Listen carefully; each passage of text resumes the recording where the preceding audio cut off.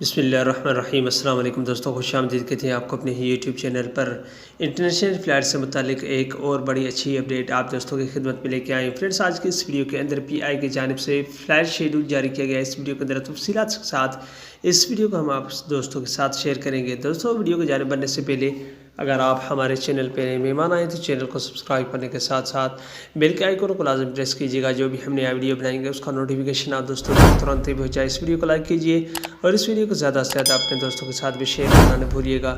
تو دوستوں، پی آئی کی جانب ترجمان عبدالحفیظ نے ایک ٹویٹ جاری کیا گیا ہے جس میں انہوں نے کہا ہے کہ سعودی عرب کے چھوٹے شہروں کے لیے فلائٹس کی رضامندی سعودی عرب نے دے دی ہے، مگر بڑوں شہروں کے لیے ابھی تک سعودی عرب نے کوئی بھی اپڈیٹ جاری نہیں کی ہے۔ پی آئی کی جانب سے کہا گیا ہے کہ فلائٹ شیڈول 1-2 دن کے اندر جاری کیا جائے گا۔ دوستوں، ابھی تک یہ حتمی فیصلہ نہیں کیا گیا کہ بڑے شہروں کے لیے کب فلائٹ شیڈول جاری کیا جائے گا اور ان کے لیے پروازیں کب معطل بحال کی جائیں گی۔ تو دوستوں، یہ بہت بڑی اچھی اپڈیٹ ہے وہ تارکین وطن جن کے اقامے اور ایگزٹری انٹری ایکسپائر ہونے والی ہے۔